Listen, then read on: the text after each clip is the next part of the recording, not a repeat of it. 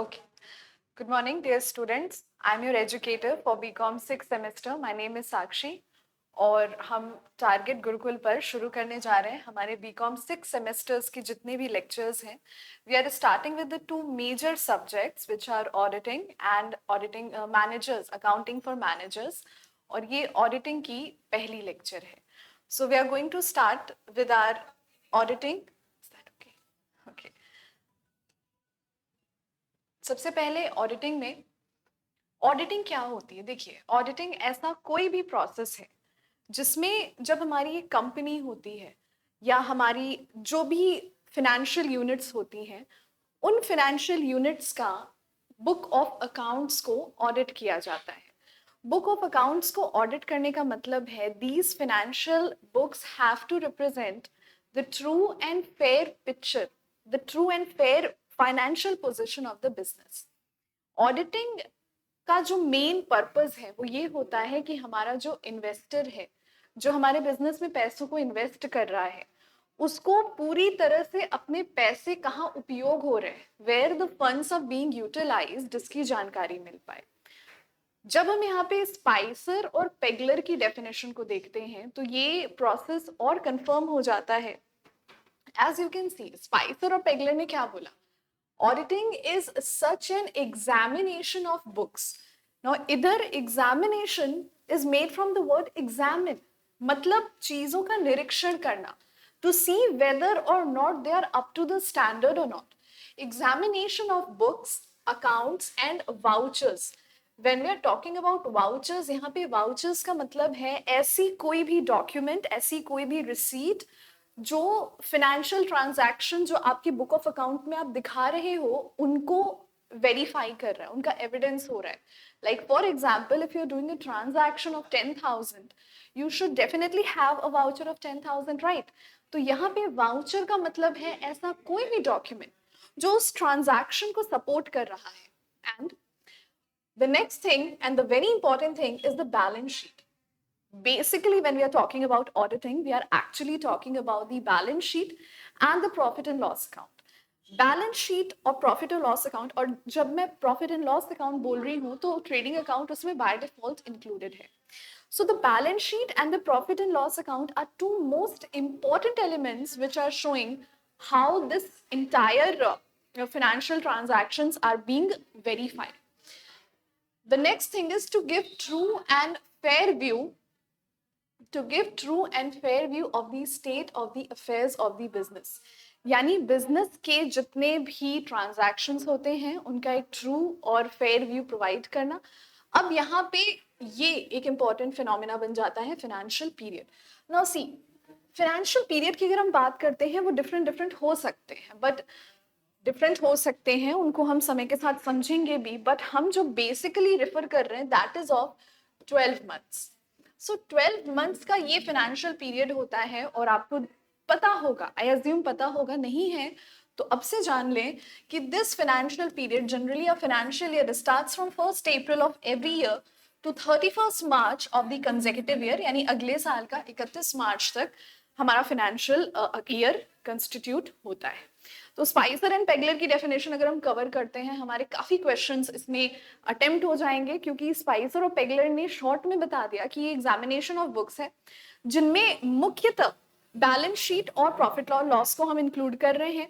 And one more very important thing is the periodicity concept. Periodicity खुद में भी एक कंसेप्ट होता है अकाउंट्स में, जो कहता है कि दिए गए समय काल में, which is 31st March, we have to represent the books of accounts, right?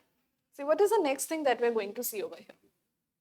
अब ये कुछ इंपॉर्टेंट चीजें हैं जिनके हेल्प से हम उनके डेफिनेशन को और बेटर समझ सकते हैं. मे बी डिफाइंड एज, यहाँ पे मैंने आपको कुछ की पॉइंट्स, कुछ की एलिमेंट्स हाईलाइट करके दे दिए हैं जिनसे क्वेश्चंस बनने के पूरे चांसेस है. The first thing is intelligent and critical examination. Now, when we are talking about critical examination, what do we mean by that? Critical examination का मतलब है यहाँ पे unbiased, बिना किसी पक्षपात के. आप हो सकता है चार्टर्ड अकाउंटेंट हो और आप हो सकता है आपकी किसी दोस्त की फर्म हो, but being the chartered accountant that you are, you have to definitely ensure, क्योंकि आप एज अ चार्टर्ड अकाउंटेंट अपने फ्रेंड के कंपनी की बुक्स को अगर ऑडिट करके दे रहे हो तो you are not giving a favour to your friend, you are actually giving favour to the investors जो उस कंपनी में अपना पैसा लगाने वाले हैं। तो क्रिटिकल शब्द यहाँ पे इंपॉर्टेंट है, because it shows that there has to be unbiasedness, कोई पक्षपात नहीं होना चाहिए। जो चीजें जैसी हैं उनको बिल्कुल आपको वैसे ही प्रेजेंट करना है, कोई फेवर नहीं करनी है, कोई फेवरेटिज्म नहीं प्ले करना है, right. Then the next one is independent person और बॉडी ऑफ पर्सन। यहाँ पे इंडिपेंडेंट पर्सन या बॉडी ऑफ पर्सन, जैसे आप देख सकते हैं व्यक्ति या व्यक्तियों के निकाय द्वारा। अगर हम इंडिपेंडेंट पर्सन की बात कर रहे हैं तो we are only talking about a CA, we are only talking about a chartered accountant. But आपको ये भी पता होगा कि सीए फर्म्स भी होती हैं।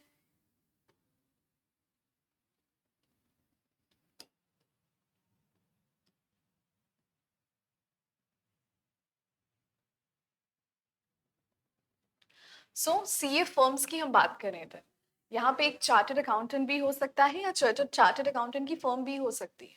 छोटी सी इंफॉर्मेशन के लिए आप ये जान लें कि हमारा जो सीए एक्ट है वो क्या कहता है कि एक पॉइंट ऑफ टाइम पे एक सीए 20 ऑडिट ही ले सकता है, यू नो, मतलब one CA can audit 20 clients at a point of time. We are not including here the past और the present future members, we are just talking about the present, जो अभी है हम उसका बात कर रहे हैं। फ्यूचर में या पास्ट में क्या था उसका बात नहीं कर रहे।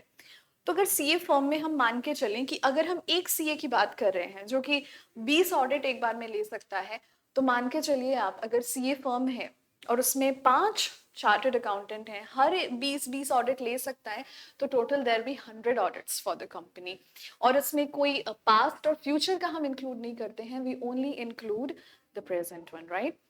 एंड देन ये तो हो गई हमारी बात इंडिपेंडेंट पर्सन या बॉडी ऑफ पर्संस, मतलब एक सीए की भी बात हम यहाँ पे कर रहे हैं और यहाँ पे हम डिफरेंट फर्म्स की भी बात कर रहे हैं। So body of persons, that is what it is.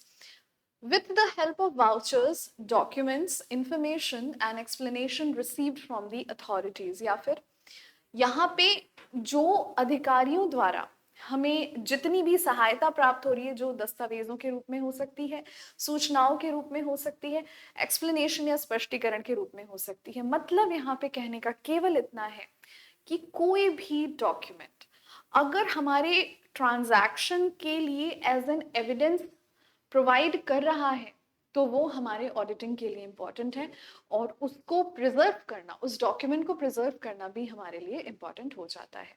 And the auditor में satisfy himself with the authenticity. Now what do we mean by authenticity? का मतलब है ये जो डॉक्यूमेंट्स हैं कितने ऑथेंटिक हैं, ये डॉक्यूमेंट्स फेक नहीं होने चाहिए।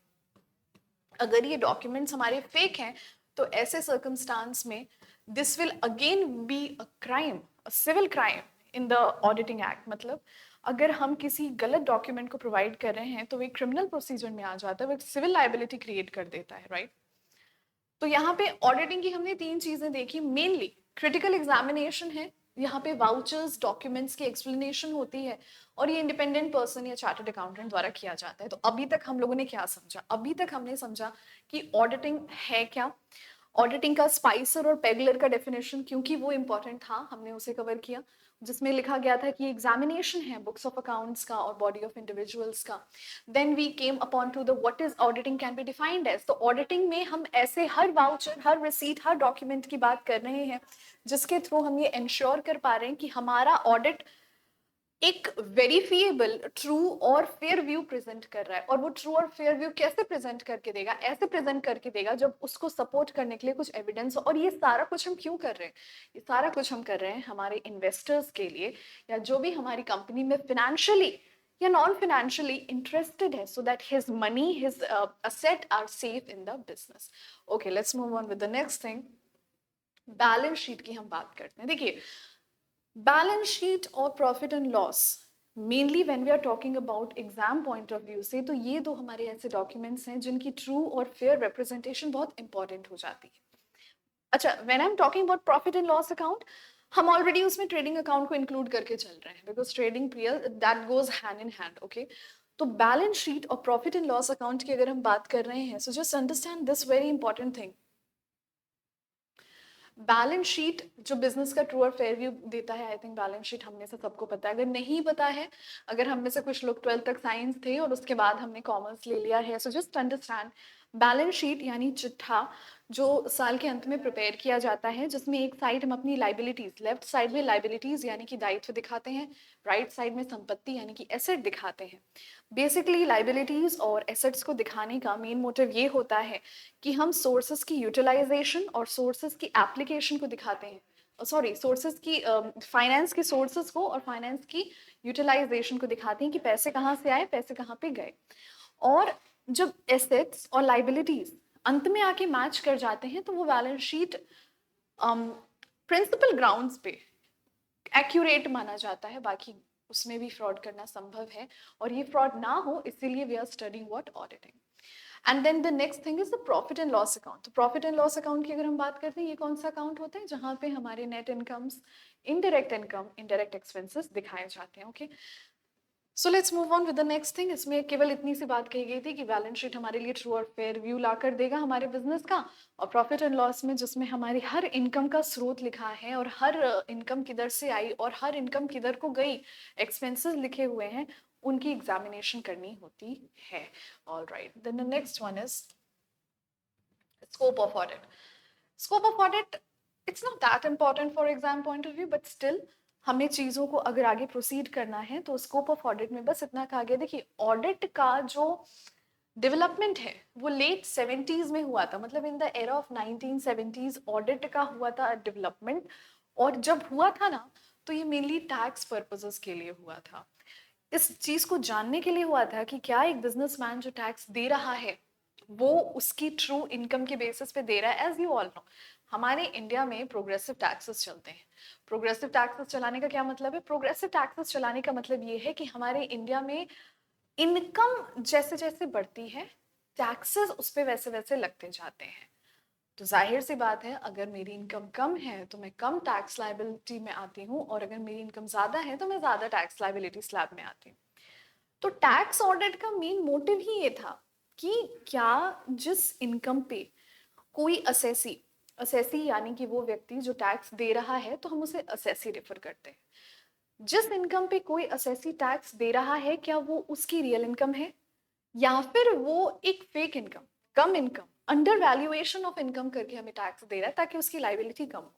तो 70s में जब ऑडिटिंग की डेवलपमेंट हुई थी, उसकी डेवलपमेंट केवल टैक्स के पर्पसेस से हुई थी। बट धीरे धीरे ऑडिटिंग के इम्पोर्टेंस समझी जाने लगी, और कब समझी जाने लगी? जब यहाँ पे फिर इन्वॉल्व हो गया पब्लिक का पैसा, investors, share market, Bombay stock exchange, national stock exchange. When things started to grow, तो जरूरी हो गया कंपनियों की ऑडिटिंग को इसलिए भी करना क्योंकि फिर यहाँ पे पब्लिक का पैसा लगने लगा। देन केम वन मोर, अच्छा ये जो चीज होने लगी इसको हमने नाम दिया ऑपरेशन अकाउंटिंग, ऑपरेशन ऑडिट का। ऑपरेशन ऑडिट यानी कि जो डे टू डे बिजनेस की वर्किंग्स को प्रूव कर रहा है, जस्टिफाई कर रहा है, that is known as operation audit. And then one more very important thing, management auditing. ये एक अच्छी चीज है, नई चीज है। जब हम अकाउंटिंग फॉर मैनेजर्स के सब्जेक्ट को कवर करेंगे तो ये उसमें भी काम आएगा हमें, क्योंकि जाहिर सी बात है अगर अकाउंटिंग फॉर मैनेजर्स हो रहा है तो मैनेजमेंट ऑडिट भी होके देनी है हमें।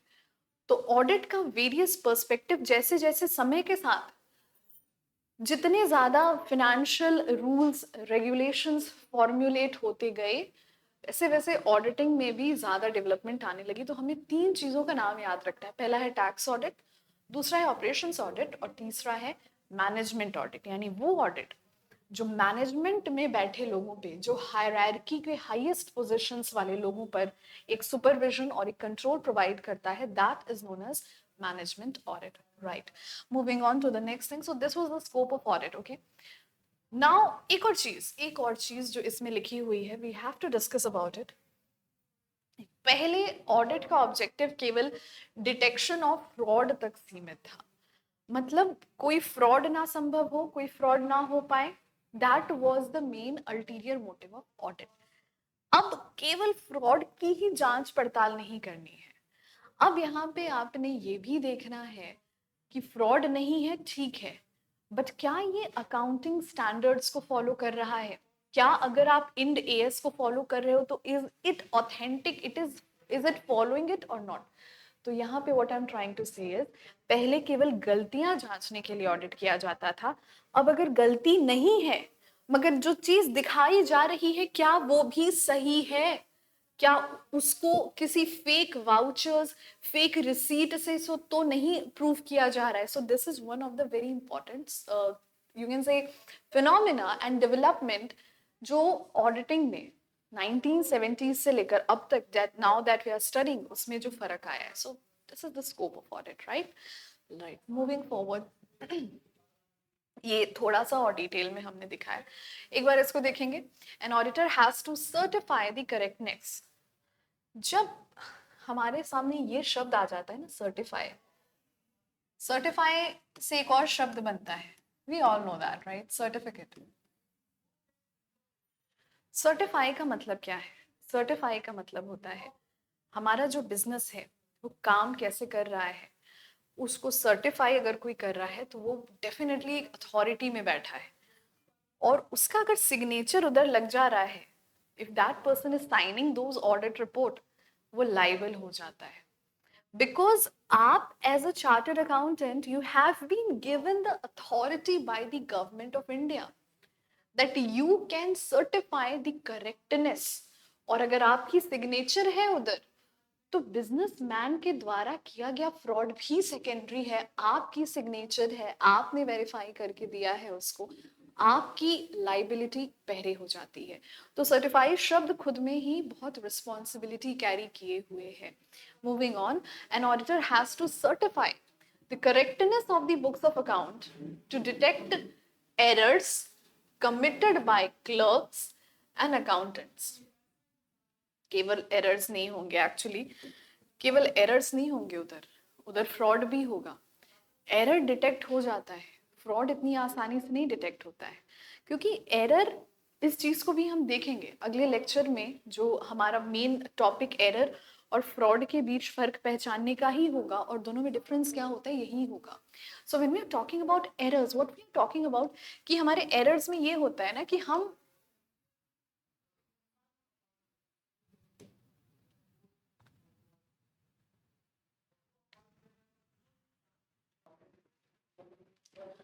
एरर्स नेग्लिजेंस में किए जा रहे हैं, नेग्लिजेंस में की गई मिस्टेक है. But when we are talking about fraud, यहाँ पे कोई नेग्लिजेंस इन्वॉल्व नहीं है. यहाँ पे इंटेंशनली हम चीज़ों को गलत प्रेजेंट कर रहे हैं, because that is serving my benefit. वो कहीं ना कहीं मुझे फायदा दे रही है इस वजह से. हाउएवर, आप चाहे फ्रॉड कर रहे हैं चाहे एरर कर रहे हैं, अगर उस पे ऑडिटर का सिग्नेचर है तो बात बहुत सीधी है कि ऑडिटर की पूरी लाइबिलिटी पड़ जाती है. तो एक चार्टर्ड अकाउंटेंट का काम भी बहुत जिम्मेदारी का होता है.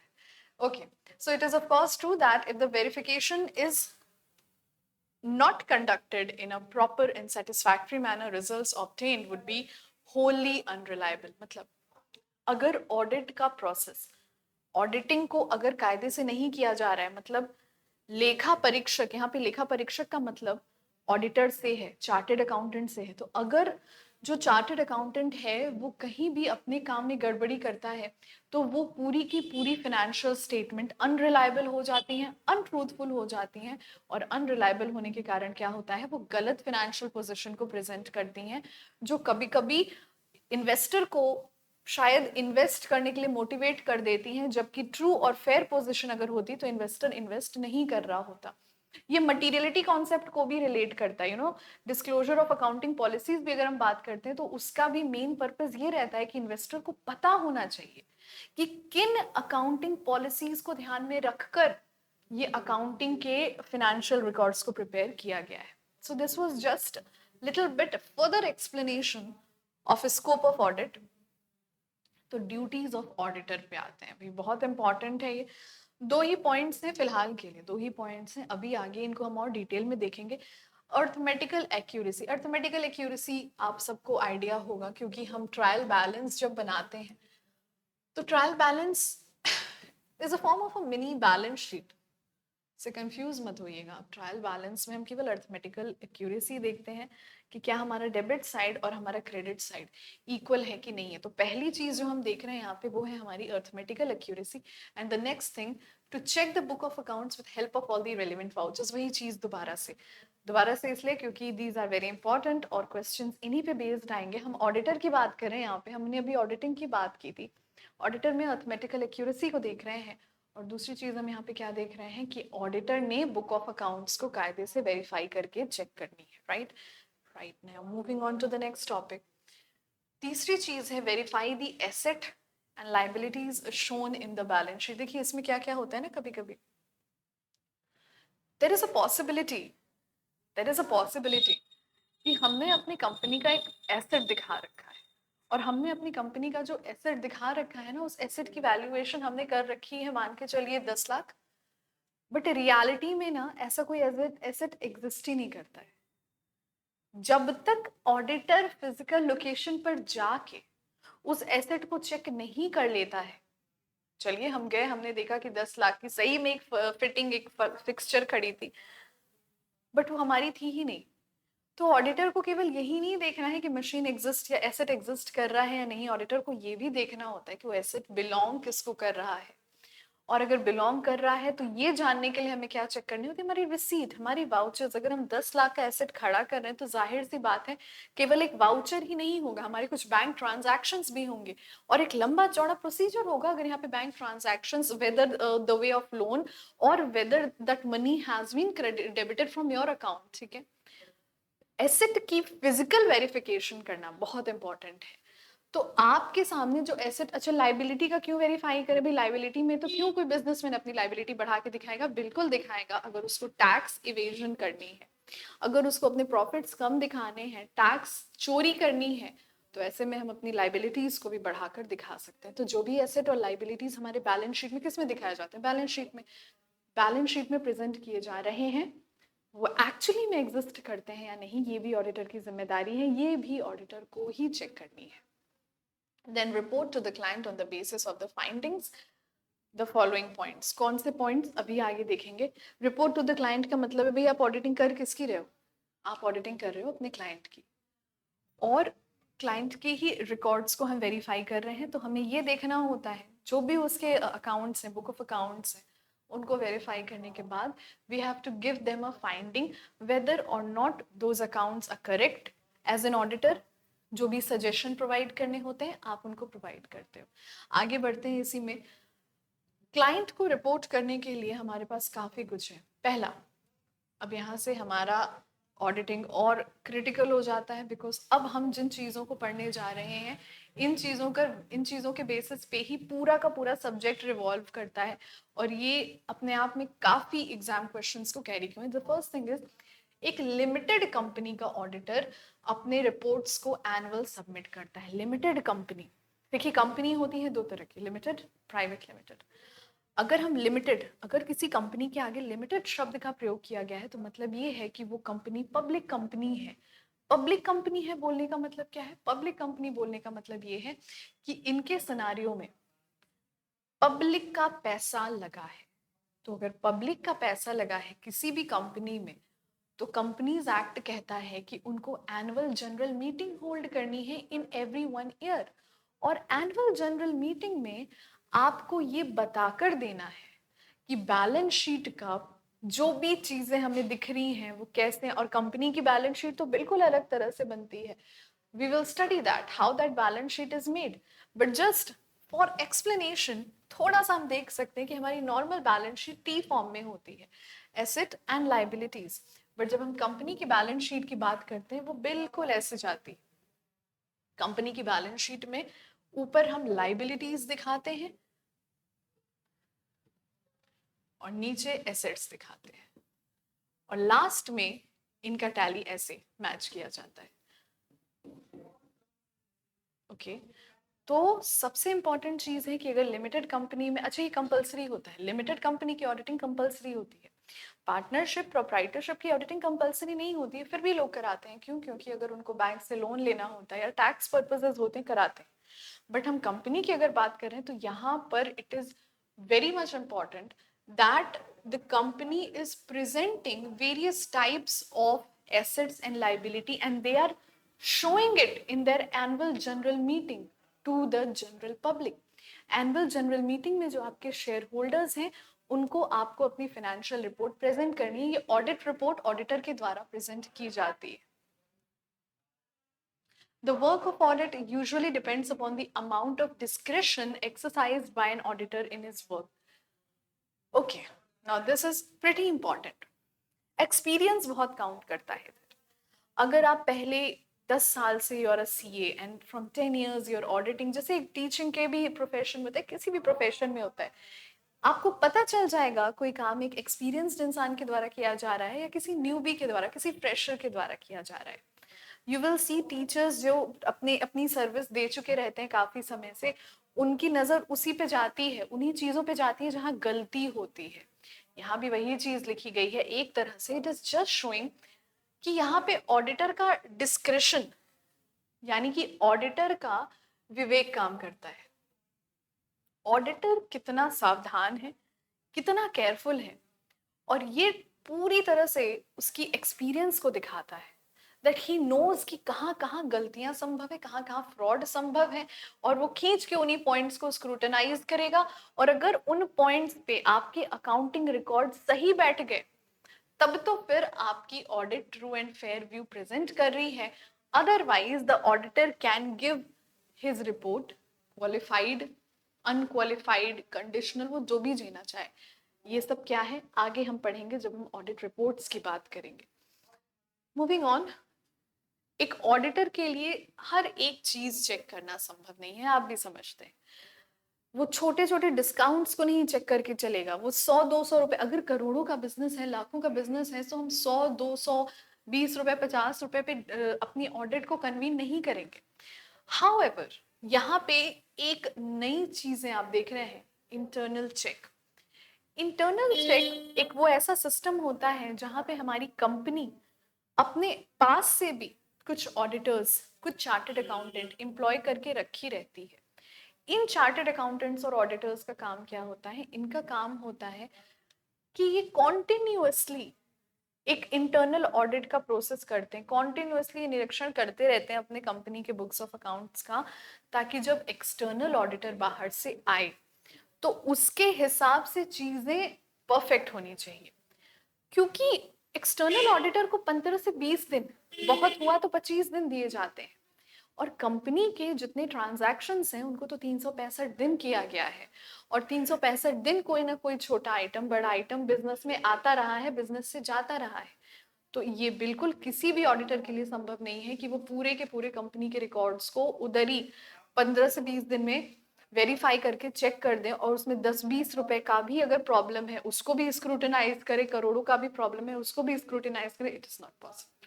तो इसलिए कंपनी इंटरनल चेक का एक सिस्टम रखती है। इंटरनल चेक के सिस्टम का मतलब ये है कि यहाँ पे हमारी जो बिजनेस है that has already employed a further chartered accountant. एक चार्टर्ड अकाउंटेंट हमने पहले से एम्प्लॉय कर रखा है, जिसका काम क्या है, वो पहले से ही बिजनेस के वेरियस ट्रांजैक्शंस को वेरीफाई करता है, चेक करता है, ताकि जब फाइनली ऑडिटर आए तो उस ऑडिटर पे थोड़ा सा भार कम रहे काम करने का।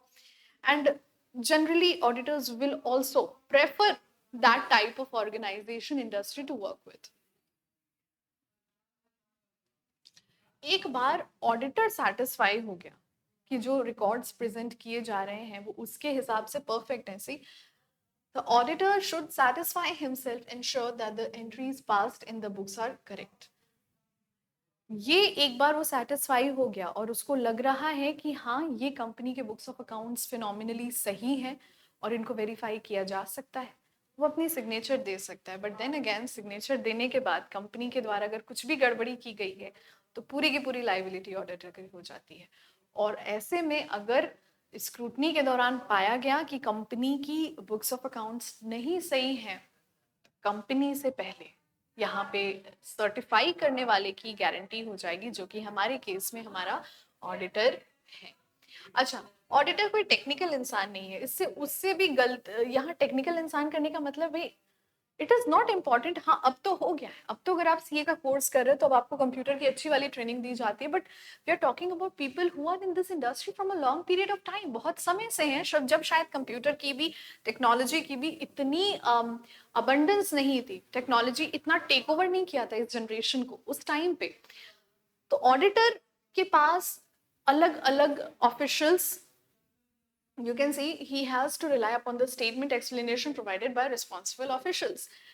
जो उसके ऑफिशियल्स हैं, ऑफिशियल्स किसके हैं? कंपनी के। अभी हम इंटरनल चेक की ही एक तरह से बात करते हैं कि कभी कभी ऑडिटर के लिए भी संभव नहीं है, एक्चुअली कभी संभव नहीं है कि वो हर एक छोटी बड़ी चीज़ के लिए जानकारी ले। तो कई बार वो अगर अपने क्लाइंट को हम ऑडिट करने जाते हैं, हम इन्वेस्टिगेशन करने नहीं जाते हैं। दोनों में बड़ा फर्क है। इन्वेस्टिगेशन का मतलब है हमने सामने वाले पे ऑलरेडी शक है कि इसी ने कत्ल किया है और हम वो देखकर सारी तहकीकात करते हैं, मगर ऑडिटिंग इज नॉट इन्वेस्टिगेशन। हमें ये मानकर चलना है कि हमें जो अकाउंट्स की बुक दी जा रही हैं वो ट्रू एंड फेयर रहेंगी, नहीं रहेंगी that is another thing. But investigation और ऑडिटिंग में बहुत फर्क होता है। सुनने में ऑडिटिंग इन्वेस्टिगेशन की तरह लग रहा है, नहीं। इन्वेस्टिगेशन में हमें सामने वाले पे शक होता है और हम उसको हम उसको क्रिमिनल समझ के पूरा का पूरा प्रोसीजर करते रहते हैं। बट ऑडिटिंग में हम ये अज्यूम करते हैं कि हाँ, accounting should be in record with the true and fair principle of accounting standard. और इस वजह से हमें पता है कि हमें अगर 20 दिन में 365 दिन के ट्रांजैक्शंस को वेरीफाई करके देना है, तो यहाँ पे बहुत फर्क पड़ता है इस बात से कि हमारे ऑडिटिंग की इंटरनल चेक, हम जिस क्लाइंट का काम कर रहे हैं उसकी इंटरनल चेक का प्रोसीजर कैसे काम करता है। So he should definitely rely upon the responsible officials जो इंटरनल चेक देख रहे हैं।